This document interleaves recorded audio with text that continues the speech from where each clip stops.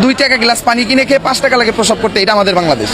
যেদিন এই জিনিসটা সংশোধন হবে ওই দিন আমাদের দেশ উন্নত হবে। আপনি সন্ধ্যাবেলায় ফেসবুকে ঢুকবেন, এত সুন্দর স্ট্যাটাস, ডালা ভর্তি খাবার। এই স্ট্যাটাসটা আপনি কার জন্য দিচ্ছেন? আপনি দেখাইতেছেন আপনি ভালো খাচ্ছেন। আমি 1 কেজি খেজুর কেনার এখতিয়ার আমার নাই, আল্লাহ এই তৌফিকটা আমার দেয় নাই।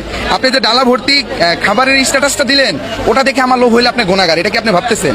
আমি আমার মতো রোজা রাখতেছি, নামাজ পড়তেছি, ভালো খাচ্ছি, ভালো পড়তেছি, পাশে একজন না খেয়ে মরে যাচ্ছে, ওটা আমার দেখার বিষয় না।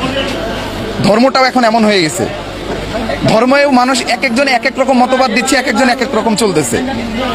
রমজান মাস আমাদের কি শিক্ষা দেয়? আমি খাইছি, আপনি খাইছেন কিনা, হ্যাঁ, সংযমের যে শিক্ষাটা ওটাও এখন নাই। মুসলমান হিসাবে আপনি তোমার ভাই, আপনার খোঁজখবর নেওয়াটা আমার দায়িত্ব। আপনি সন্ধ্যাবেলায় ফেসবুকে ঢুকবেন, এত সুন্দর স্ট্যাটাস, ডালা ভর্তি খাবার। এই স্ট্যাটাসটা আপনি কার জন্য দিচ্ছেন? আপনি দেখাইতেছেন আপনি ভালো খাচ্ছেন, আর এই ফেসবুকে স্ট্যাটাস দেন, এটা খুব হিসাব করে দিয়েন। আপনি ভালো খাচ্ছেন, আরেকজন কি খাচ্ছে এটা একটু দেখেন। দ্রব্যমূল্যের যে দাম, মানুষ পানি দিয়ে ইফতার করা ছাড়া কোনো উপায় নাই তো এখন।